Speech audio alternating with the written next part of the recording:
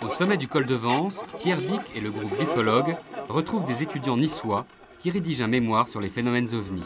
Alors, vous avez vu quelque chose tout à l'heure? Non, pas trop. Particulier, c'est pas trop.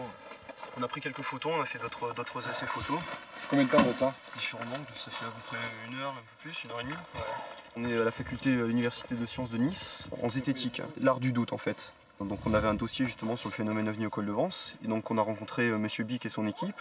Donc nous à partir de là on a fait des photos, on en a fait 150, et au bout de 150 photos, nous on n'a rien eu.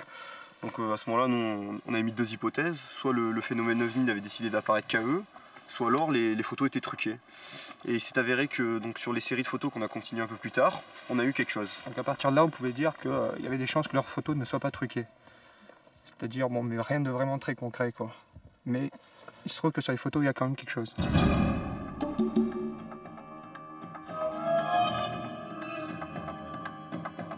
Si nous, demain, on est capable de reproduire le même phénomène sur les photos, on est à même de dire, voilà, nous, on peut reproduire ça, donc ça peut s'expliquer.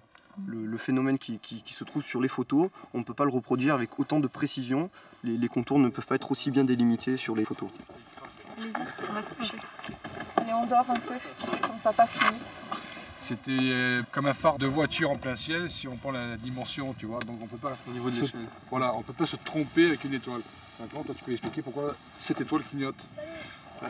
Là, cette étoile clignote, et là vous avez au-dessus de vous une étoile qui ne clignote pas. La différence, c'est qu'une étoile qui clignote est un soleil, et celle qui ne clignote pas est une planète. Donc il faut bien faire la différence. Pourquoi ce soir elle brille comme ça? C'est parce qu'il y a du vent ce soir. Donc l'effet de vent fait ressortir la luminosité des étoiles. C'est la raison pour laquelle ce soir l'étoile clignote un peu plus que d'habitude. Il a été dit dans des ouvrages, c'est vrai que certains ovnis avaient tendance à prendre l'apparence d'une étoile pour justement bien se mélanger, donc camoufler, rester là en stationnaire, mais enfin, bon, c'est pas évident, quoi. Je pense pas que... On a toujours peur, on prévoit toujours le pire. Puis la nuit, c'est assez angoissant. Parce que bon, à la limite, la journée, il y a du monde, tandis que la nuit, il n'y a vraiment personne. Il n'y a que nous. Puis on n'a aucun moyen de... On n'a que les voitures pour partir en vitesse, ou on n'a aucun autre moyen pour se défendre, donc disons, moi j'ai un peu peur. Il y a de grosses raisons de penser qu'ils jouent à cache-cache avec nous. Le phénomène, certainement, maîtrise les conditions dans lesquelles il se montre. Il ne se montre que des gens isolés, et il prend des apparences extrêmement choquantes, quasiment absurdes dans le cas de rencontres rapprochées. Et si les témoins parlent, eh bien tout simplement, on ne les croit pas. C'est ce qu'on pourrait appeler un camouflage par l'absurde. Bonjour. Bonjour. Forme? Ça va? Ouais. T'as fini tard? Ouais, je suis un peu en retard, je suis désolée. Véronique dîne chez sa maman. Philippe est là Depuis 2 ans, elle multiplie les consultations auprès de voyants, d'astrologues et de psychothérapeutes. La parapsychologie l'aide à se sentir mieux dans sa vie. Bientôt 9h. Bon, viens, une petite nappe là-bas. On se bouge. Elle se sent de mieux en mieux, elle est de plus en plus à l'aise avec les gens qui l'entourent. Je pense qu'elle a suffisamment les pieds sur terre pour ne pas se laisser embobiner par les sectes et tout ce qui s'ensuit. Tu fais quoi? Pas de vin? Depuis que je la connais, elle a toujours fait ça, donc pour moi, elle serait un peu comme le bon vin, quoi. Elle se bonifie en vieillissant, quoi. Tant que ça peut lui faire du bien, je vois pas pourquoi je serais contre, au contraire, quoi. Mais qui ça peut choquer le paranormal? Je comprends pas, moi. Puisqu'on est en plein paranormal. C'est les gens qui ont peur d'eux-mêmes, c'est ça qui... Non mais je veux dire, quand tu te poses la question, tu te regardes, tu dis je suis un être humain, la meilleure machine qui existe au monde. Comment j'ai été créée? Et toutes les fonctionnalités que j'ai en moi? Mais je sais pas, pour moi c'est du paranormal. Hein. La vie est paranormale déjà. Ben voilà, c'est ça. Je veux dire, aucune personne, même les plus grands savants, n'ont de certitude sur l'existence de la vie. Mais si tu parles par exemple de religion, c'est quand même du paranormal, la religion. Oui, ça peut faire partie du paranormal. Si tu paranormal. parles de Dieu, ou c'est très bien, de la Vierge Marie, ou je sais pas, qui a enfanté sans... Je veux dire, les gens, comme c'est rentré dans leur culture, dans leur éducation, ils ne mettent pas ça dans le domaine du paranormal. Il y a toujours un mystère. Hein. Paranormal, c'est une croyance en quelque chose. Comme moi, je suis pas contre penser qu'il peut exister d'autres vies que nous sur d'autres planètes. Pourquoi pas? Je veux dire, qui a une certitude sur ce monde, même la plus grosse tête Mais on a besoin de croire en quelque chose déjà. Les ovnis, j'y crois. Qui nous dit que dans un autre système solaire, il n'y a pas une peuplade ou des gens qui sont beaucoup plus avancés que nous, par exemple. Je dis que ça peut exister. Moi, je comprends pas que quelqu'un puisse dire le paranormal, je suis contre, les ovnis, je suis contre, les voyantes, je suis contre. Pourquoi être contre, forcément? c'est pas pour ou contre, c'est quelque chose qui peut exister. Moi, j'ai rien de... Enfin, je suis ni pour ni contre quoi que ce soit. Bon, tu voudrais pas faire du rebirth avec moi si je t'accompagne? Non. Pourquoi? T'as pas confiance? Si je dois commencer quelque chose, je préfère le faire en tête-à-tête avec Avec Souldeski? ton copain, oui. plutôt que de le faire en groupe, quoi. Pour une première, je pense que je serais plus à l'aise. Je pense qu'il faut un certain courage quand même. Oui, mais de toute façon, dans la vie, il faut du courage. Hein. Ça, c'est la base de tout. Salut René. Bonjour. Ça va? Comment vas-tu? Présenter un de mes gamins quand même. Ça, c'est mon 3e. Salut, bonjour. Celui qui a 10 ans. Ouais. Ça, c'est les enfants que je garde, ouais. Il dort bien, lui. Ouais. Ah, tu dors bien, toi? Michael, tu dors bien la nuit? J'ai l'impression qu'il a du mal à s'endormir. Ouais, c'est vrai. Il est vachement soir. nerveux. Hein. Ouais. Oh là là, ça vibre derrière. Ah, les chiens font pas des chats. Hein. Ouais. Ça, c'est maman. Ça vibre derrière. Salut toi. T'es à l'école? Mes enfants sont au courant d'une certaine manière. Salut. Mais on n'en parle jamais. Ça va toi? Tu bien travailler? Je fais la part des choses. Je suis une maman avant tout. C'est ça qui était marin. Hein? Ouais. Et puis c'est un boulet de canon, lui, qui a emmené la jambe et puis le truc, là. Oui, une bagarre, une bataille navale. C'est au temps de Napoléon Ier, ça. Ah bon? Oh là là, lui, il était en Norvège. Oui, il était une sorte de trappeur, là. Et ben dis donc, je vais même te dire comment il a fini, lui. Il a fini avec un ours. C'est un ours blanc. Tu sais qu'il en a fait des cauchemars quand il était petit, il m'en parlait. Oui, oui. Il m'en parlait quand il était petit, il voyait toujours une grosse bête qui venait le manger, comme il me disait. C'est un ours. C'est elle qui vient manger? Je ne demande jamais aux entités ou aux forces surnaturelles de les aider, non, non. Tiens, allez, chacun me donne son assiette, tu veux? Allez. Faut qu'il reste dans le réel. Moi, je trouve que le réel, c'est important. C'est bien de rêver de temps en temps, c'est bien de partir dans l'irréel, mais j'irai à leurs propres moyens, par eux-mêmes. S'ils sont intéressés par les dons, par la médiumnité, tout ça, je crois que ce sera par eux-mêmes. Ce ne sera pas moi qui leur donnerai cette facilité. Tiens, en route, tu as un pichet alors, c'est parti. Je ne tiens pas à connaître leur destinée, je pense que je vais être surprise comme les autres mamans. J'ai envie de découvrir un petit peu leurs capacités. Ben allez, on va regarder là. Ouais. Moi, ce que je pensais, c'est qu'on aurait pu aller à la Ferté-Milon. Oui, attends voir que je regarde un peu. Souvent, on part à la pêche comme ça, dans des endroits qu'on ne connaît pas ou qu'on nous a signalés, qui pourraient se montrer intéressants.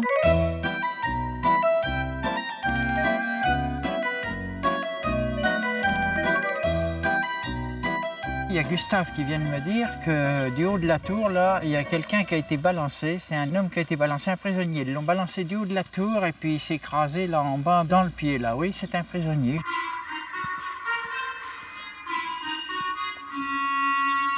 C'est là-haut qui me passe les images. En fait, ça se déroule devant mes yeux par flash. Il y a des fois, c'est comme un film. Et puis il y a des fois où ils en passent beaucoup plus que d'autres, mais il y a des fois où il ne passe pas grand-chose. Et là, aujourd'hui, j'ai l'impression qu'ils ne sont pas décidés à nous en passer beaucoup. C'est terrible, mais c'est comme ça. Et quand René ne reçoit pas assez d'images, il sort son pendule à la recherche de secrets enfouis depuis la nuit des temps. Ah, par contre, là, tu vois, à 3-4 mètres, il me semble qu'il y a des escaliers. Ça descend, ça tourne là. Il n'y a pas comme des cachots? Il y a un cachot là. C'est une pièce qui a, oh là là, 2,50 m sur 3 mètres. Le pendule sert à concentrer l'attention. Et en plus de ça, ça sert de récepteur. Tu sais ce que je vois là? Je vois une potence.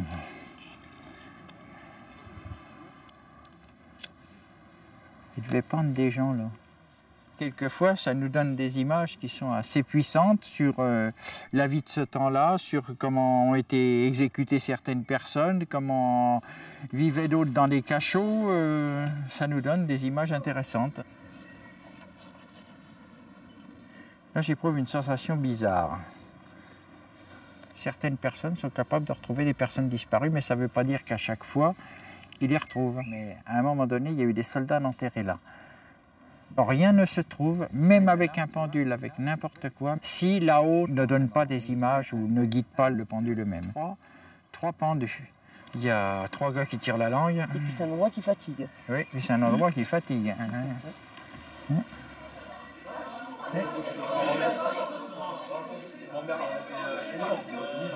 Alors ça t'intéresse toi le paranormal là ou pas? À la limite voyance, mais je crois qu'il y a des gens qui ont une énergie, là où on l'a pas en fait. La séance de spiritisme, on va en faire une. Après une enquête auprès des étudiants sur les phénomènes paranormaux, Béatrice, Kaltoum et Bernard ont découvert qu'un de leurs camarades possède des dons de voyance. Tu veux les cartes? Ah oui c'est vrai, ouais. Est-ce que tu m'as les cartes la dernière fois là? Et est-ce que tu caches des choses des fois? Parce que tu vois des choses et tu n'oses pas les dire ou... Jamais. Tu dis toujours tout? Toujours. Peu importe les conséquences, tu le dis. Que ce soit négatif ou positif, surtout négatif, non, jamais.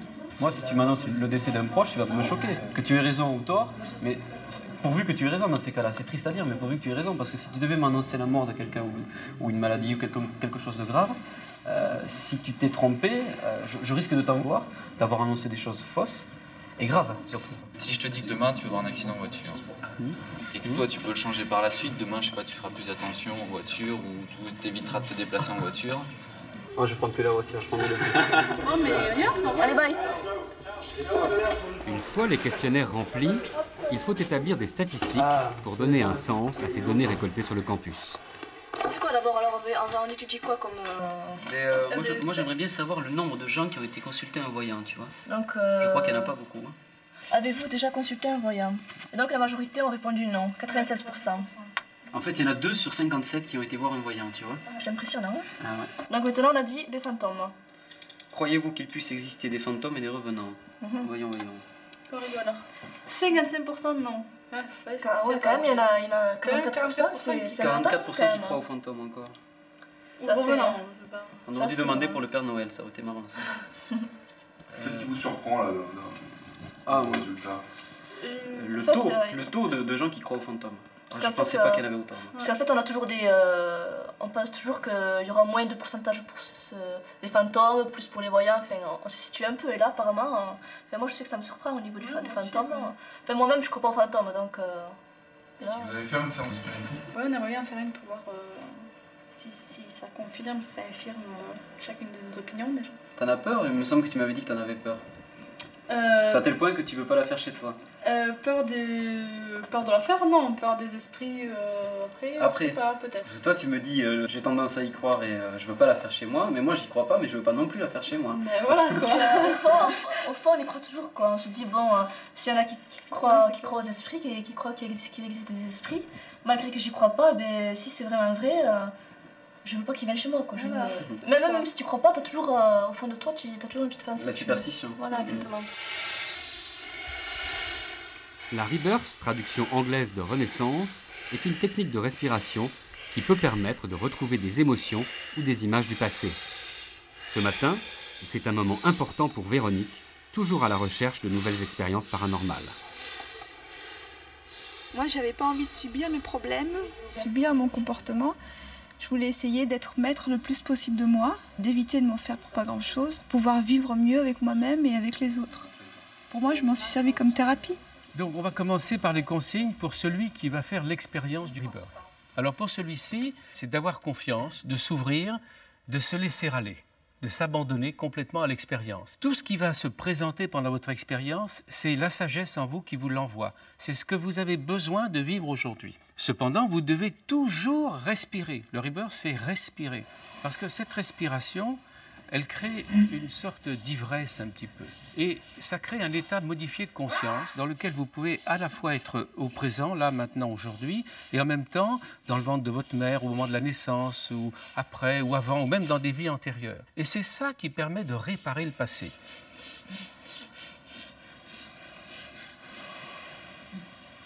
Ouvre la bouche, Cécile.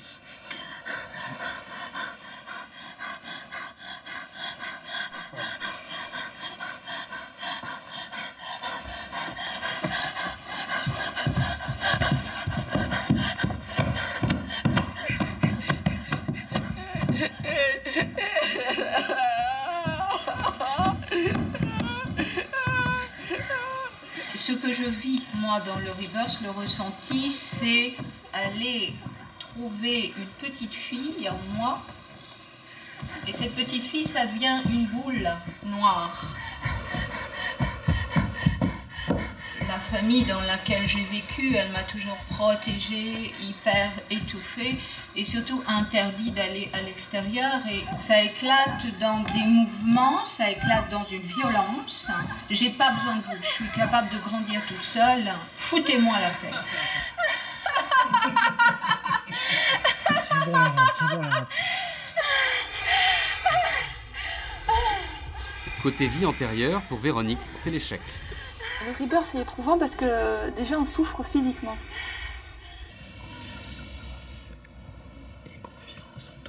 À chaque fois, je fais une espèce de crise de tétanie.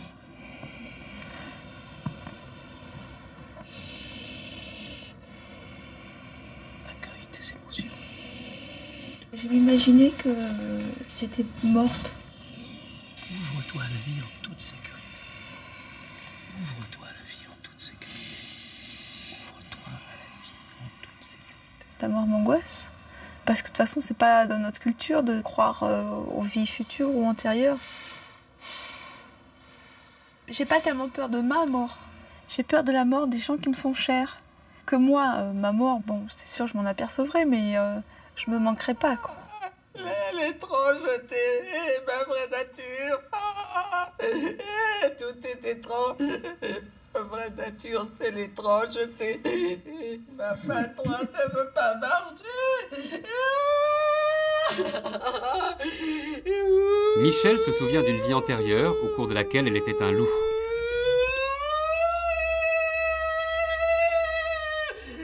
Quand on est un loup, on est obligé de comprendre notre appart. Quand on est un loup, on est obligé de tout comprendre. Moi, j'ai toujours pensé que nous avions plusieurs vies. Je l'ai toujours pensé. Résultat, j'ai enfin accepté d'avoir été un vrai loup. C'est parce que tu as accepté d'être un loup que tu peux être plus humaine maintenant, justement. Parce qu'avant, je me disais, mais qu'est-ce que j'ai dans la tête? Quoi cette guerre? Arrêtez! Quant à Pascal, il est prêtre en pleine guerre à défendre des enfants qu'on massacre. Arrêtez! J'aimerais bien arriver à être comme René Sildeski ou comme, je sais pas, des bouddhistes, tout parce qu'ils croient justement à des vies après la mort. Et donc pour eux, comme dirait René, on est tous reliés et on ne perd jamais personne. Regarde ça, il massacre. Vous êtes salaud. Salaud. Moi, je m'interdis une certitude que je n'ai pas pu prouver. Cherchez la paix.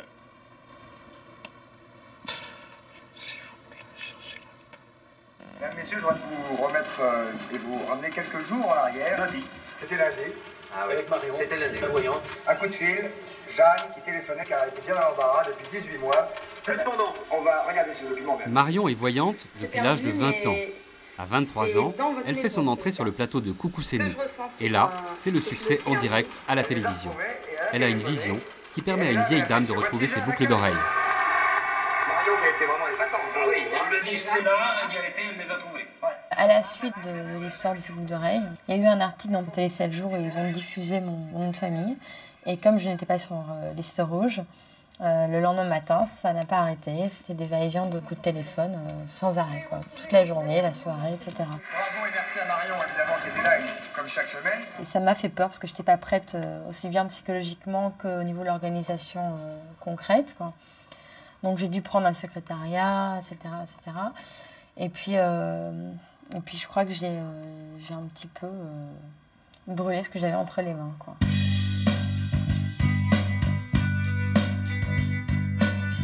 J'avais plus de vie privée.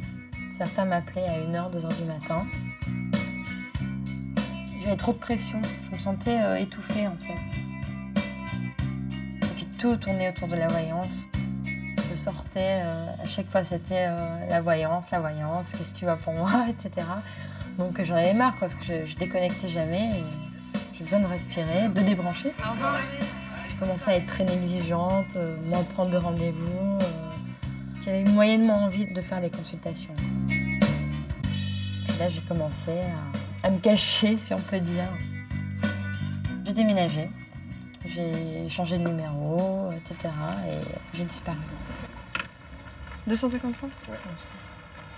Très joli. C'est le même avec des dessins ésotériques. L'intérêt d'avoir déménagé pour moi, c'est qu'avant les gens me reconnaissaient. C'est vrai, n'arrêtaient pas de m'accoster dans la rue en me demandant ce que je voyais pour eux, etc. etc. Alors que maintenant, personne ne me reconnaît et quelque part c'est très bien.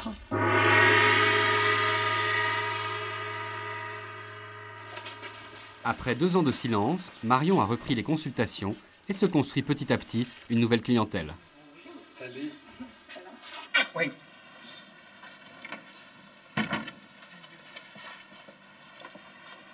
Qu'est-ce qui t'arrive? Bon, rien d'extraordinaire, enfin rien d'extraordinaire par rapport à ce que tu m'as dit la dernière fois, c'est-à-dire que j'ai bien eu la proposition dont tu m'avais parlé, ça me semblait tout à fait mirobolant, j'étais ravi, et puis tu m'avais dit qu'il y avait un problème dessus, maintenant il y a un problème, c'est bel et bien reporté d'1 an. Ce qui me laisse dans une mouise assez jolie, quoi. On va aller voir de l'autre côté? Oui. D'accord. Entendu.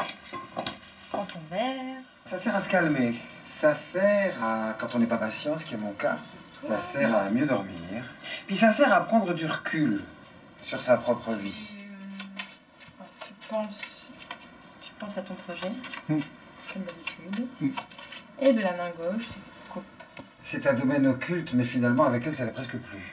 Je dirais pas nécessairement rassurant, parce qu'elle ne raconte pas que des belles choses. Hein. Je viens pas là pour entendre que tout va être rose. J'ai une sécurité financière très prochaine. Donc sur le plan de tes angoisses financières régulières, ça va s'arranger. Je dis pas que tu vas devenir milliardaire. Hein, non, dommage. Alors, tu en tires 7. Quand les gens viennent en consultation, en fait, je les materne. Donc, ils sont un peu comme des enfants. Ils se confient à moi et surtout, ils me demandent des choses et des conseils. Et ils se dévoilent comme si j'étais leur meilleure amie, leur mère. Moi, je veux un dénouement, si tu veux, en ta faveur, en novembre. Entre novembre et décembre. Mais effectivement, le projet est reculé, peut-être pas d'1 an. Je pense que ça, il sera avancé par rapport à la date prévue. Mais pas cet hiver, quoi. Ça, c'est clair. Bon, je te dis, tu vas apprendre des choses qui vont te décevoir encore. Hein. Donc, ne t'inquiète pas, c'est normal. Tu laisses passer l'été. C'est une pratique qui peut être dangereuse. Parce qu'il y a beaucoup de personnes qui ont l'impression qu'on a la parole d'évangile, alors que c'est pas ça du tout. Et je leur dis, je suis pas Dieu, quoi. Vraiment, j'ai le droit à l'erreur aussi. Je veux dire, je crois que c'est vraiment un métier où il faut rester humble. Je ne vais pas m'arrêter de vivre parce que Marion va me dire que je n'aurai de bonnes nouvelles que dans 3 mois. Ou non, ça change absolument rien. Ça m'aide seulement à me sentir mieux, ça m'aide à patienter, c'est tout. Je suis pas du tout inquiète pour toi. T'as de la chance, toi. Bah oui. Non, je t'assure. Moi, je le suis. Il faut toujours donner la notion de choix aux gens. Leur faire prendre conscience qu'ils ont des outils pour bâtir leur vie. Donc il faut surtout pas les mettre dans une notion d'attente et d'assistanat. Eh ben, merci. Tu me tiens au courant? Ah oui, ça, tu peux être sûr que je te tiendrai au courant, c'est certain. Il est minuit et René s'apprête à partir en voyage. Dans l'au-delà, il y a des arbres, il y a des maisons. D'ailleurs, chaque individu qui veut construire sa maison particulière en a la possibilité. Il suffit qu'il le pense très fort pour que ça prenne forme et cette forme reste définitive. C'est-à-dire qu'il existe des appartements, il existe des rues, il existe des étangs, il existe plein de choses. Et dans l'au-delà, c'est comme ça. C'est comme pour communiquer avec quelqu'un. On n'a pas la barrière des langues parce que tout le monde se comprend. Aucun problème de langue, aucun problème de racisme. Lorsque je me projette dans l'au-delà, j'ai toujours le même cercle d'amis qui m'attend. Ici, il y a Marcel. Marcel qui a travaillé de son vivant avec nous. Nadia, que j'ai connue de son vivant aussi. Et Gustave, qui est aussi représenté là. Tout à l'heure, je suis allé les rejoindre. Il y a Barbara qui m'a dit qu'elle avait préparé un beau gâteau. Normalement, il y a plus de 100 entités qui travaillent avec nous. Il y a 123 entités qui viennent travailler avec nous. Mais enfin, elles ne sont pas toutes réunies tous les soirs. Hein. Ce soir-là, il y a Nadia qui se trouve ici. Il y a Tony qui se trouve là. Il y a Barbara qui se trouve ici. Et ici se trouve une entité qui doit être... je crois bien que c'est Jacques Brel. Tiens, je ne comprends pas qu'il soit là ce soir, mais enfin, il est là. Il est là. Jacques Brel est là. Tiens, il y a une entité qui vient d'apparaître, hein, qui est Emma. C'est une entité qui a été fantôme et que l'on a fait partir, qui est là maintenant. Lorsque je désire monter dans l'au-delà, ça se passe en quelques secondes parce qu'en fait, il suffit que j'ai quelque chose à aller voir ou alors même rien qu'une petite visite de sympathie pour aller voir mes amis. Alors, je m'installe comme ça dans le fauteuil. Je me concentre 2 secondes et puis, ma foi, ben, je monte là-haut. Voilà. Comment que ça se passe exactement ? From a mighty long way.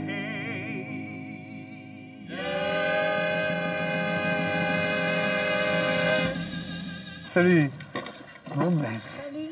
c'est le guéridon qui a déjà servi, tu le prends. Ok. Bon, on embarque, donc Christine vient, comme je t'ai expliqué. Comme moi, je n'aurai pas les mains sur la table, je les lui mettrai par épouse interposée. Bien. Ce soir, Yves Lignon organise pour ses étudiants une séance de spiritisme chez Pierre, l'un des membres du laboratoire de parapsychologie de Toulouse. Nous avons déjà assisté à des mouvements de table qui, quelquefois, étaient impressionnants, ça, il faut bien le dire. Elle ne marche pas toute seule, parce que les lois de la parapsychologie sont peut-être à découvrir, mais par ailleurs, les lois de la physique sont assez solides. Il y a bien entendu des témoignages selon lesquels des tables se seraient littéralement envolées, mais jusqu'à présent, aucun de ces témoignages n'a pu être considéré comme fiable. Bonsoir, c'est Lignon. Bonsoir. J'ai l'habitude de filmer un maximum d'événements qui tournent autour du labo pour avoir des archives. Si on avait une apparition, par exemple, qui nous permettrait de prendre une photo, ce serait extrêmement intéressant. Et là, au moins, c'est moi qui l'aurais prise. Je suis sûr que c'est pas quelqu'un d'autre qui m'aurait amené une photo truquée, manipulée. Enfin, je suis sûr de moi et de mon appareillage. Bon, alors il va falloir poser les mains sur le guéridon de cette manière, à peine appuyé, comme ça, à peine, mais il faut vraiment toucher. À peine appuyé, les pouces qui se touchent, et avec l'index, vous touchez l'index du voisin. Vous essayez. Si la table se met bien à tourner, vous allez devoir la suivre. Parce qu'il ne faut surtout jamais, au grand jamais, perdre le contact avec la table. Si vous perdez le contact avec la table, évidemment, la table tombe et il ne se produit plus rien. Il faut tout reprendre à zéro. Très rapidement, vous allez entendre des craquements dont vous aurez l'impression qu'ils ne sont peut-être pas naturels, qu'ils ne sont pas les mêmes que ceux que vous entendez en ce moment. Et puis, vous aurez l'impression que la table devient vivante, s'anime. C'est ce que les spirites appellent l'éveil de la table. On a effectivement l'impression qu'il y a comme une vie qui le prend et qui va se mettre à bouger. Si ça se passe bien comme le disent les spirites, le guéridon commencera à s'incliner sur un pied. Bon, vous la relevez, immédiatement vous la reposez, vous remettez les mains de suite.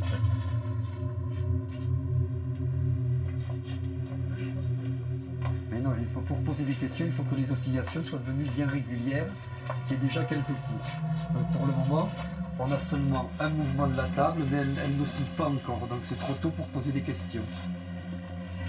Alors il n'y a pas de raison de craindre quoi que ce soit, il faut être très détendu, au contraire, plus on est détendu, plus ça se passe vite.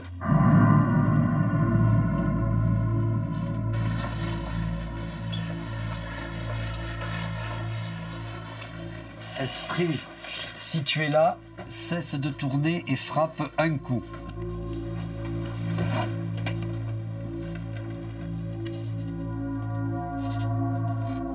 C'est Bernard qui va te poser la première question. L'esprit, es-tu un homme? Si oui, frappe un coup. Si tu es une femme, frappe deux coups. Un grand nombre de personnes, et en particulier d'ailleurs les ados, confondent le spiritisme et la parapsychologie. Or, la parapsychologie, c'est de la science, le spiritisme, c'est une religion. As-tu vécu au moment de la Révolution française? Si oui, frappe un coup. Le spiritisme est apparu au milieu du 19e siècle en disant « Ces phénomènes bizarres qui sont connus depuis toujours, nous en avons une explication. » Et cette explication, c'est qu'après la vie, il se passe quelque chose. Bon, comme tout le monde a peur de mourir, donc on a envie qu'il y ait quelque chose après. Et le spiritisme arrive et nous dit « Ben voilà, il y a quelque chose après. » Esprit, peux-tu lever la table? Si oui, frappe un coup. Il semble qu'elle n'ait plus envie de répondre, mais simplement de faire bouger la table. On l'a pas demandé. Ben ça, elle ne vous a pas demandé votre avis pour le moment. Ah oui. Le spiritisme apporte une réponse qui est très simple à une question que les hommes se posent depuis toujours et se poseront probablement toujours. Donc évidemment, une réponse facile à un phénomène complexe, on se précipite. Avant de venir ici, j'y croyais plus qu'aux esprits. Maintenant, j'y crois un peu moins, quoi. Je doute. Je mettrais ça plutôt sur le dos de sur le dos du fait qu'on puisse avoir des poussées musculaires, des fluides ou quoi que ce soit, quoi. Donc en fait, je suis un peu déçue, quoi, parce que je pensais vraiment que les esprits ça existait, quoi. Donc là, je pense que je remets un peu en question mon opinion à ce niveau-là. Mais bon, je pense quand même que le spiritisme c'est pas un bon moyen pour faire appel aux esprits. C'est en fait une histoire entre avec notre esprit nous-mêmes, quoi. Pour moi, c'est empreint de religion aussi, et on s'en est servi pour influencer des gens, et j'en reste là, et j'y crois pas. Très franchement, sans pour autant donner de détails, la table a bougé parce que vous l'avez poussée. Bien sûr. Quand je dis vous, je ne m'adresse pas à quelqu'un en particulier, je dis vous au sens collectif. C'est vous qui l'avez poussé. Je pense toujours qu'il y a quelque chose, parce qu'on m'a raconté des choses et ça m'a fait un peu peur, quoi. Et je sais pas si ça venait des esprits ou pas, mais c'est vrai que si ça vient des esprits, si ça existe, et ben là, non, j'ai pas envie de... Vous êtes comme cette célèbre égérie du XVIIIe siècle, à qui, lorsqu'on demandait est-ce que vous croyez aux fantômes, répondait je n'y crois pas, mais j'en ai peur. Ouais, c'est possible. Bonsoir. Véronique reçoit quelques amis à dîner. Je t'ai apporté l'horoscope. T'as un horoscope super cette semaine. Et au fait, je vous ai pas raconté hier comment ça s'est passé. Non, vas-y. Je suis allée tester un médecin qui soigne sous hypnose. C'était une régression à la vie antérieure. Ma recherche de rencontrer diverses personnes dans tous les domaines paranormaux ou de thérapie, ça m'a aidée parce que justement, je pensais que d'avoir un professionnel en face de moi, je pouvais plus facilement montrer le côté triste de la Véronique. Parce que bon, le côté jovial, c'était surfait. En voulant trop me préserver, j'ai montré qu'une facette. Et il est vrai que maintenant, j'aimerais être reconnue un peu plus pour l'autre facette de moi. Parce que je pense que la joie peut se partager, mais que la tristesse se garde pour soi. Vos paupières se font plus lourdes. Si lourdes, vous les sentez comme se coller l'une à l'autre, plus pouvoir, plus envie de les ouvrir. Là, maintenant, nous remontons dans le temps. Vous avez 20 ans, 10 ans, 5 ans... Et puis plus loin encore. La dernière régression, j'étais une indienne. Ah ouais, c'était toujours pour rêvé. un bal costumé. J'ai toujours rêvé d'être indienne. Ah ouais. Donc va savoir si c'est pas mon imaginaire qui a pris le dessus. Là, c'est un fantasme. Peut-être. Ouais. Comment faire la Peut-être que différence? tu finiras avec une plume dans la tête. Ouais, peut-être. Si on est sur Terre, c'est quand même pour évoluer un petit peu.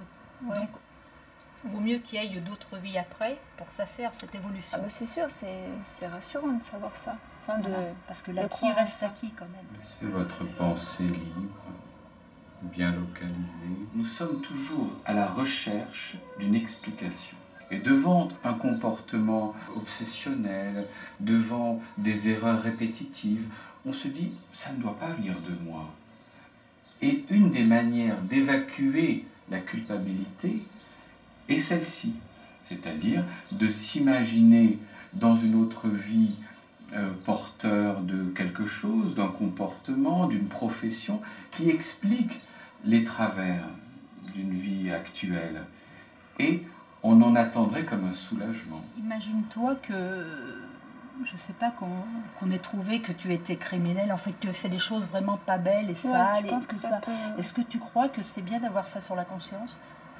Puisque c'est du passé. Non, mais il y a des gens, justement, ça peut les aider parce qu'ils ne savent pas pourquoi ils ont un comportement de ce... En admettant qu'on y croit, ça tenterait à prouver qu'il a évolué, l'individu. Finalement, ce n'est pas certain qu'on aille mieux. Parce que ça peut être aussi un écrasement. C'est-à-dire, je ne peux pas échapper à cette vie, soi-disant antérieure, qui finalement pèse sur ma vie d'aujourd'hui et à laquelle je ne vais pas pouvoir échapper et être libre. Donc, imaginez que les vies antérieures ont vraiment existé, ça c'est un handicap qu'il faut vraiment balayer et plutôt rester dans l'imaginaire et le symbolique, bien sûr. J'ai pas eu de vision, sauf un film, Le 5e élément, c'est tout. Je pense pas que ça fasse partie d'hypnose parce que normalement c'était une régression dans la vie antérieure. La salade. C'est toi qui as commencé à monter ton signe astral, hein, c'est pas mal. Ah oui, oui, c'est un bon début ça. Donc j'ai Vénus en balance. On croit bien aux vies après la mort, pourquoi pas aux vies avant. Des blancs mais des noirs après. Ouais, d'ailleurs quand je crise le soir, je fais tout. Ah d'accord. J'aime bien rester les pieds sur terre. Essayer de trouver le paradis sur terre déjà avant de croire au paradis après la mort. Désinette. On se sent seul en faisant de la voyance. On se sent seul parce qu'on est à l'écoute des gens. Et on perd l'habitude de parler de soi. Et les gens perdent l'habitude de nous écouter. Je me sens différente sur le plan privé et affectif. Parce que là, j'ai une sensibilité qui est peut-être un petit peu plus exacerbée que chez certains. Et ça effraie un petit peu les hommes. Ouais. Ne serait-ce que par le fait d'entamer une relation et ils s'imaginent que tout de suite je vois l'aboutissement de cette relation et donc que j'oublie de vivre l'instant présent. Et c'était un petit peu le cas avant. Et j'ai appris à justement vivre plus dans le présent sans me soucier de demain, quoi. Paradoxalement avec mon métier. Je vis seule. Parce que je n'ai pas trouvé encore l'homme de ma vie, donc je vis seule.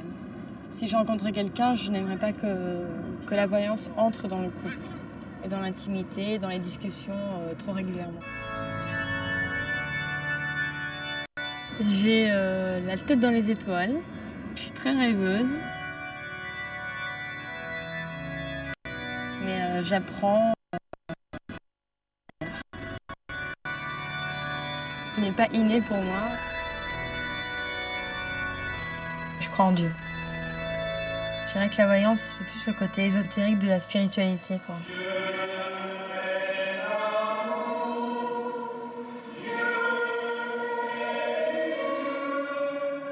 Je ne veux pas mélanger la voyance et la foi, bien que ça soit indirectement lié. Je pense que plus on a la foi, plus on est réceptif.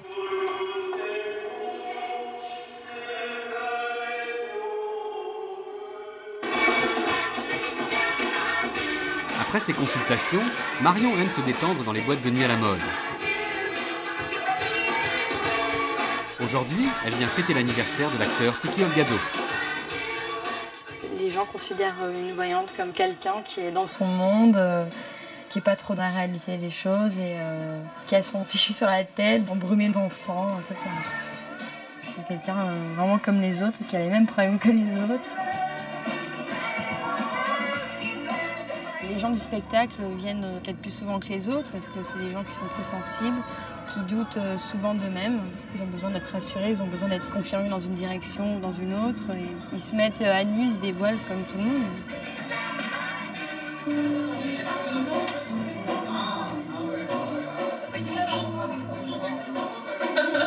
On sait jamais. Ce soir, par exemple, j'ai eu un flash sur quelqu'un de connu dans le sport. Il a été surpris de ce que je lui ai dit et il m'a demandé ma carte et donc demain il voudrait me recontacter. Après on verra s'il le fait ou non. C'était quel genre de flash? Secret professionnel. On peut commencer à manger. Allez, maintenant il s'agit de rassembler tout le monde. Avant qu'on ait rassemblé tout le régiment. Déjeuner dominical dans la belle famille de Pierre Bic. Ce qui est terrible, c'est le jugement des gens. C'est un petit peu comme quelqu'un qui est dans une cour d'assises, accusé d'un crime qu'il n'a pas commis. Il doit se battre pour dire qu'il est innocent, et ça c'est terrible. Ce qui est arrivé à Dieppe une fois, eh bien, j'ai vu tomber une boule rouge dans mon appartement, et puis ça m'a choquée. J'ai cru que c'était quelque chose de bizarre. J'ai pensé aux ovnis. Conneries, ça. Enfin, foutaise, mais alors, des conneries. Moi, je pense qu'il y a du mystère dans le cosmos. Parce que les âmes qui sont montées dans le royaume, où sont-elles? Peut-être ce sont elles qui brillent. Je crois même pas les mecs qui disent qu'ils les ont vus. C'est clair. C'est clair. Pour moi, il fait exprès. Je fais pas exprès, j'ai vu, je vois pas, je cherche pas à faire exprès. Moi, je sais que j'habite un petit village de Tourette-le-Vins. Tous les soirs, je me mets sur la terrasse, je regarde les étoiles, et je vois des étoiles là. Ou alors un oiseau qui me chie dessus, c'est tout. On t'a dit que le Christ était né, on t'a parlé et tu l'as cru parce qu'on te l'a appris en étant enfant. Si on t'a appris, on l'a appris, c'est tout. Voilà, mais si... le bon Dieu, c'est quoi le bon Dieu? Oui. C'est la santé, c'est tout. Oui, mais voilà, mais je veux dire que si on t'avait appris quand tu étais petit... Les ovnis à l'école, eh ben, elle ferait pareil. Disons, il y avait quelque chose d'autre. Maintenant, tu dirais, moi, je crois aux ovnis. Non, moi, voilà. On va essayer de faire croire pas mal de choses et j'y crois pas, c'est tout. Moi, je crois qu'il faut avoir la tête bien et le cerveau bien ancré dans la carcasse et puis c'est tout. Il faut pas... Ouais, le premier qu'il y a, c'est que tu as des pilotes d'avion, des astronautes qui disent ça. C'est dangereux alors. C'est que les mecs s'en foutent, alors les pilotes des avions, ils s'en foutent. Ils ont peut-être vu. Ah non, ils ont peut-être pas vu. Il y a des rapports qui existent, il y a des centaines de rapports. Donc moi, ces rapports, je les ai pas vus. Moi, j'en suis pas encore là, mais bon, je veux dire. Ces rapports, je les ai pas vus. C'est pas. Vous allez chez les Américains, là-bas, c'est. OVNI. Moi, je peux pas apporter cette preuve que ça existe, et toi, tu peux pas apporter la preuve que ça n'existe pas. Donc, je pense qu'il faut se respecter avant tout. C'est vrai que les gens qui ont souvent parlé d'OVNI sont pas très crédibles. Ouais. C'est un peu falabraque quand même. Nous, on a vu un truc qui était inexplicable. C'est pas pareil. On dit pas que certaines personnes qui disent de suite sont des extraterrestres et tout comme ça. Nous, on a vu un truc qu'on ne peut pas expliquer. C'est comme ça. Voilà, une assiette. Voilà, tout simplement une assiette en triangle comme ça. Et tu vois comme ça. Tu vois de dessous quelque chose, donc tu as le ciel qui a des étoiles, et ça c'est dessous si tu veux, et on a vu le dessous, et là tu avais une lumière ici, et comme ça, une ici et ici. Nous on a eu le courage de créer une fusée et de poser des mecs sur la Lune. Mais les mecs ils ont été. Mais les mecs qui sont dans les ovnis, putain, les mecs qui tournent autour de la Terre, oh putain, il se tape une pizza lui, oh putain, lui. Et les mecs il aurait fallu qu'ils se posent là. Peut-être ils se sont posés, je ne sais pas. Ouais, mais nous, on a essayé de chercher. Attendez, on a essayé de chercher à communiquer, à voir s'il y avait quelque chose sur la Lune. On n'a rien trouvé. On a trouvé que de la poussière. Oui, mais peut-être qu'ils Qui te dit qu'on a rien trouvé? On n'a rien trouvé. Mais non, tu n'as aucune preuve de ça. Aucune preuve. C'est ce qu'ils affirment. Hein. Mais t'as aucune preuve. À quoi ça sert qu'ils disent qu'il a vu un ovni, à part passer pour un abruti? Je veux dire, à quoi ça sert? Quel est son intérêt? Il n'écrit pas de livre, il fait rien, il gagne pas d'argent avec ça, donc à quoi ça lui sert à part passer pour un imbécile? C'est surréaliste. Je veux dire que c'est ça. Ça c'est surréaliste. Sans problème, ça c'est du Dali.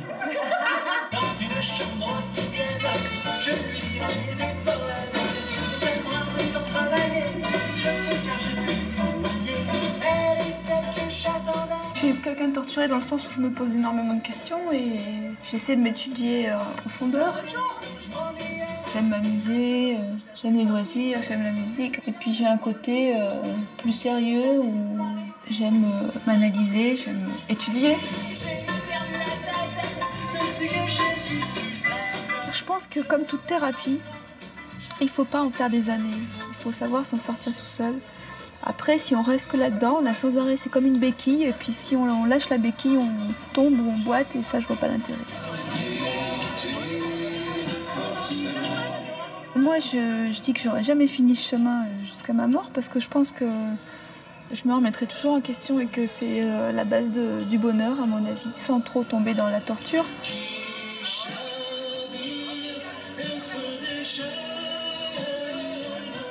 Moi, c'était une démarche personnelle et très profonde, donc j'ai essayé de croire à tout ce que je faisais. Donc je pense qu'il faut déjà être heureux de ce qu'on a pour pouvoir aller de l'avant.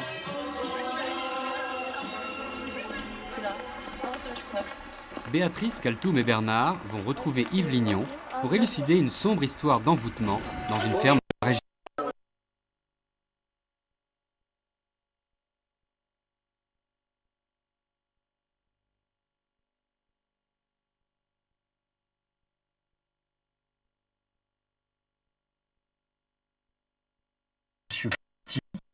Qui prétend être victime de manœuvres d'envoûtement et de sorcellerie. Et d'autre part, autour de sa maison se produisent des phénomènes bizarres.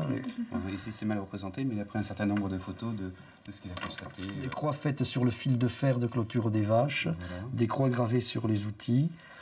Ce qui est très gênant des animaux qui meurent. Oui, ça c'est le problème.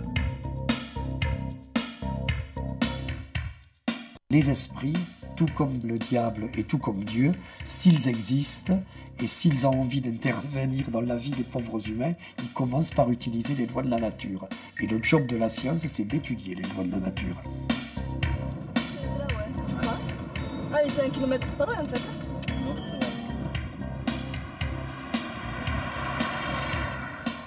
crois qu'il existe des personnes qui sont capables, à travers des poupées ou n'importe quel moyen que ce soit, d'envoyer du mal à quelqu'un, de faire du mal à quelqu'un. Ça fait peur, ça fait énormément peur, quoi. Bonjour monsieur, Yves Lilian, François Bouleux qui travaille avec nous. Bon, on peut s'installer chez vous.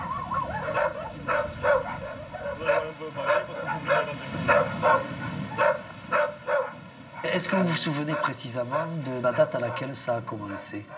Il y a une bonne quinzaine d'années que ça commence, je dis ça. La première chose qui m'a marqué, c'est les panneaux du tracteur. Les panneaux du tracteur qui tombaient en panne dans la nuit. Je laissais le soir qui marchait, et dans la nuit, ils tombaient en panne. Mais là, ça aurait pu être quelqu'un qui a voulu provoquer un accident. Ce qui a essayé de provoquer un accident, c'est quand j'ai labouré le coteau, qu'ils ont déboulonné les agrafes des roues arrière. La roue faisait cloc quand je rentrais dans l'arrêt et quand je ressortais, quand je tournais au bout. Puis la flash, la roue se couche sous le tracteur, et là je pétais tout, charrue, relevage, bloc de relevage. Il y avait plus quelques millions de réparations. Ce sont des photos que vous avez prises vous-même? Oui, c'est des photos que j'ai faites. Par les saloperies qu'on trouvait, des couloirs comme ça enterrés. Des croix. Ah, vous avez trouvé un terrain.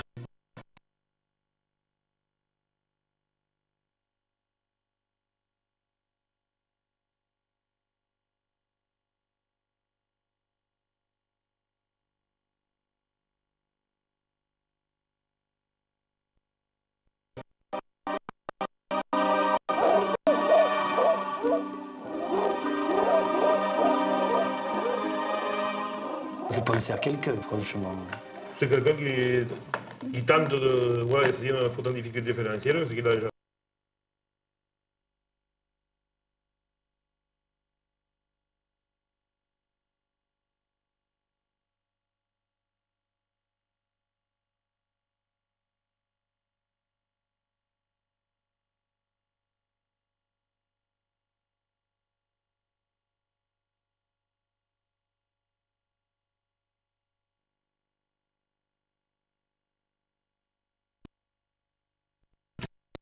On enfonce des trous dans les murs, on s'en prend à des animaux pour créer une angoisse chez la victime. Il mélange ça à quoi? Pour le foutre par terre, sur le passage. Pour porter malheur. La conclusion, c'est que nous allons agir d'abord, comme je l'ai dit à M. Verfeil, auprès de la brigade de gendarmerie dont il dépend. Ça, c'est la première chose. Souvent, ça se conclut devant les tribunaux, si les gendarmes veulent bien s'en occuper. On veut peut-être le faire partir, pour d'autres raisons que peut-être il n'a pas dit, tout simplement.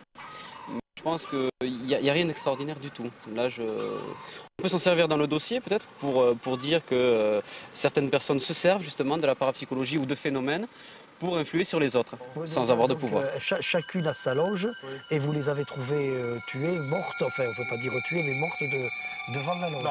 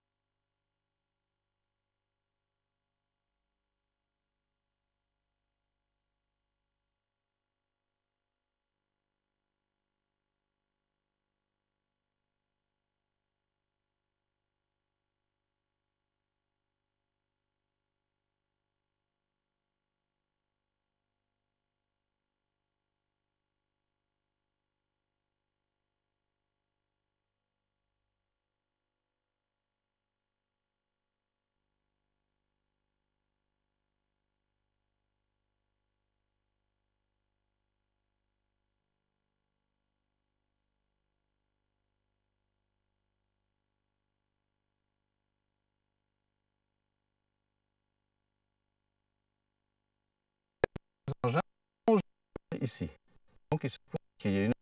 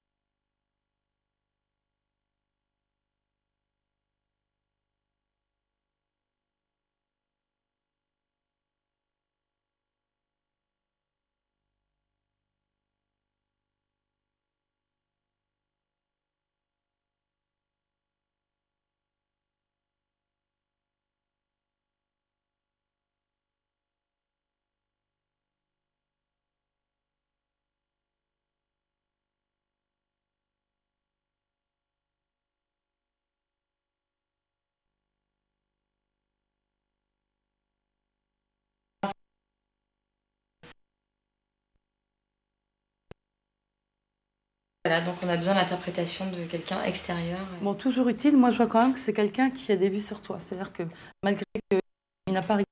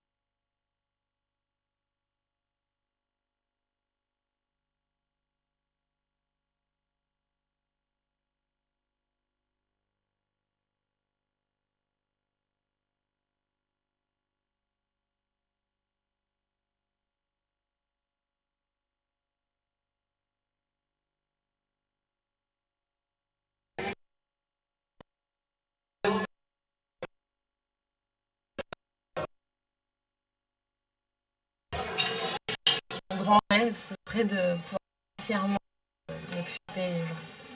Ou en tout cas, faire payer vraiment ce qu'ils peuvent et ne pas fixer de tarifs fixes. Il y a un petit déséquilibre sur le plan éducatif. Par contre, si je faisais des choses pas dans mon éthique, là, peut-être que j'aurais peur de perdre mon don. Cette année, vous êtes à la fin d'un cycle. Et peut-être depuis votre naissance, vous avez une grosse cycle. Sur la vie, hein.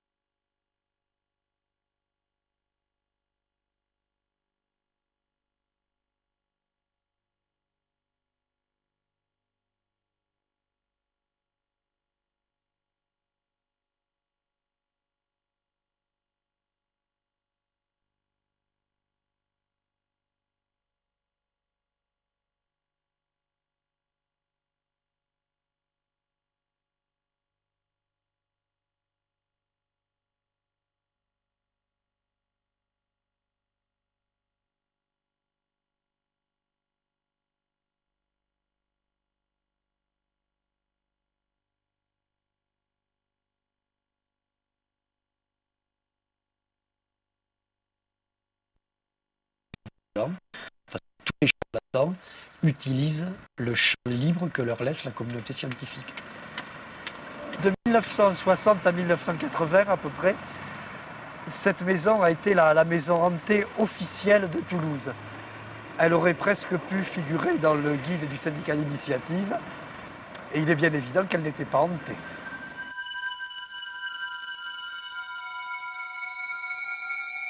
Imaginez les volets intérieurs cassés qui claquent, les vitres brisées. Bien sûr, c'était terriblement impressionnant.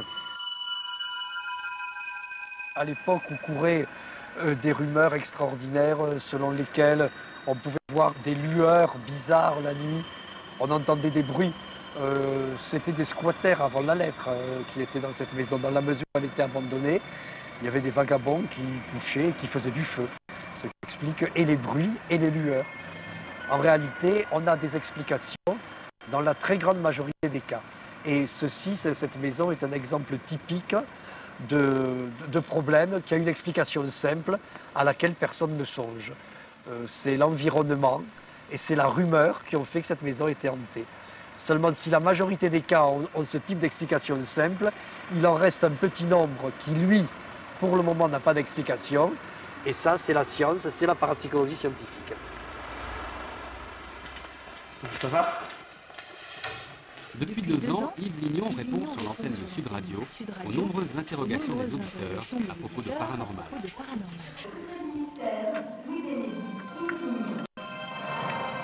Bonjour, le témoignage de René Clair ce matin va nous permettre d'ouvrir le dossier de la télékinésie. Yves, bonjour. Bonjour.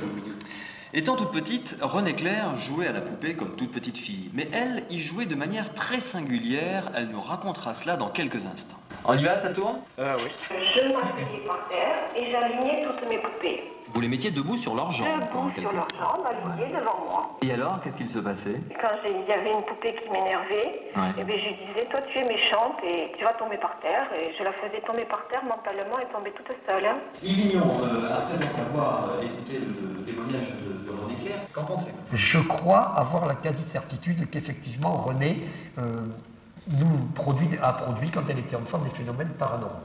Et je vais vous dire pourquoi. Allons-y. Lorsque vous avez enregistré son témoignage, René vous a dit qu'elle était tout à fait disposée à faire des expériences avec mon équipe. Tout à fait. Ouais. Donc quand quelqu'un produit réellement des phénomènes parapsychologiques, il a une conscience profonde, il le sait, et donc évidemment il est disponible pour des expériences. Et donc tout ceci est effectivement en faveur, je pèse mes mots, de l'hypothèse selon laquelle René, lorsqu'elle était enfant, produisait des phénomènes parapsychologiques. Nous allons revenir donc sur... Grâce à une radio privée, je fais un boulot qui normalement devrait être fait à l'université. Il faut que le loup rentre dans la bergerie pour essayer de faire comprendre, entre guillemets, aux gens qui se font avoir, par exemple, par les charlatans, que les phénomènes paranormaux existent. Et nous, on a un petit peu cette fonction, c'est d'essayer d'éclaircir un petit peu l'eau trouble pour que les charlatans puissent naviguer moins tranquillement. Pierre Bic est employé par une société de gardiennage et une nuit sur 2, il fait des rondes pour traquer d'improbables visiteurs.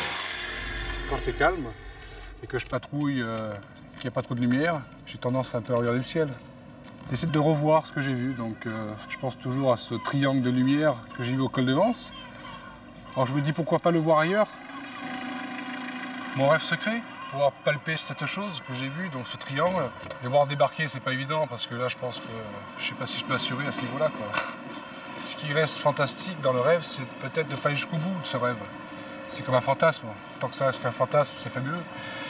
Donc je ne sais pas si je dois passer une étape ou pas, mais tant que ça reste mystérieux, c'est fantastique. C'est ce côté sans réponse aussi qui fait rêver. Si le rêve est brisé, demain, si j'ai la réponse à ce que je recherche d'un coup, ça risque d'être un après. Donc c'est bien que ça arrive par étapes. Aujourd'hui, c'est le grand jour. Béatrice, Kaltoum et Bernard présentent leur mémoire. Ils ont invité Yves Lignon, qui sera opposé à deux rationalistes. Le débat risque d'être chaud. Le chercheur en parapsychologie scientifique, à l'heure actuelle, il n'a pas d'explication. Il en est au stade des expériences. La parapsychologie existe depuis combien? Je sais que vous êtes contre la liberté de penser, ne soyez pas en plus contre la liberté d'expression. Bon, donc il faut bien voir que la parapsychologie, c'est la plus jeune des sciences. Elle a à son actif seulement 70 années d'information derrière elle. C'est 3 fois rien. C'est-à-dire 70 ans de compilation de données. 70 ans sans parvenir à conclusion. Est-ce que tu refuses tout ce qui est englobé par la parapsychologie ou bien est-ce qu'il y a des phénomènes?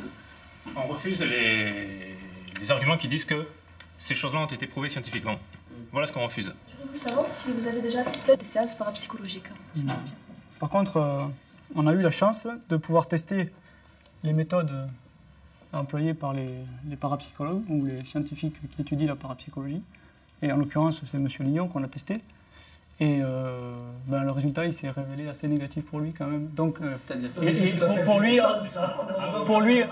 en tant que représentant des scientifiques qui pratiquent la parapsychologie. Faites-nous part du test et de ses résultats honteux pour moi, ça m'intéresse énormément. Il suffit d'écouter les émissions que vous présentez sur... Je m'oppose à la diffusion de ces enregistrements.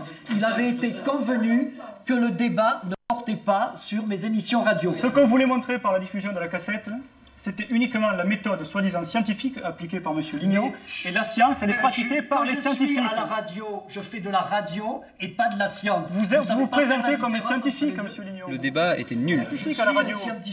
J'ai pas de réponse à ce que j'attendais. Moi aussi, je comptais même 2-3 questions, jamais de réponse. Il y en a un qui monopolise la parole. Il s'en tient à ce qu'il pense. Il n'essaye pas de voir à côté ce qui peut se faire. Ce sont des gens, les 4, ce sont des gens qui sont très... Alors, c'est dommage. Vous avez diagnostiqué un phénomène à partir d'un simple témoignage qui était un canular. J'ai émis des hypothèses. Au départ, je disais oui, bon, je crois au spiritisme, je crois aux esprits et tout ça, mais c'est que de la croyance, quoi. Je me rattache à une croyance, mais on ne peut pas se rattacher à des croyances comme ça. Il faut essayer d'expliquer, enfin pas d'expliquer les choses, mais d'approfondir, quoi. On ne peut pas avoir des opinions. On n'a pas d'arguments, quoi. Je ne peux pas dire oui, j'y crois alors que j'ai pas d'arguments. Maintenant, il faut que je me trouve des bons arguments pour fonder mon opinion, quoi. Alors le canular, il est passé sur Sud Radio mercredi dernier, où Jean-Claude avait raconté une histoire de prétendue voyance. Il avait prétendu avoir eu un flash pendant la nuit, et à cet instant même, il prétendait qu'un ami à lui était décédé. L'analyse de M. Lignon, c'est clair, vous êtes témoin d'un phénomène de voyance. À l'instant de la mort, votre ami a voulu vous rappeler son amitié. Et il a qualifié mon témoignage de remarquable et que c'était un des meilleurs qu'il avait entendu depuis 30 ans. L'analyse de M. Lignon, elle est basée sur un point de départ. C'est que les gens qui téléphonent ne sont pas des menteurs. Et ce jour-là, celui qui a téléphoné... Et qu'est-ce que vous en savez? Qu'est-ce que vous en savez?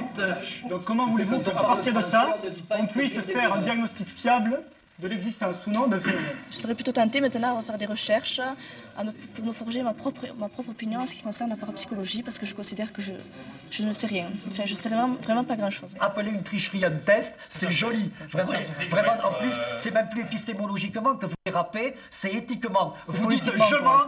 J'ai raison de mentir. Bravo, mon vieux. Si au XVIe siècle, on avait mis ensemble dans la même bouteille un protestant et un catholique en leur disant vous allez discuter. Et vous allez discuter de doctrines religieuses. Ils se seraient entretués. À propos de la parapsychologie, c'est exactement la même chose.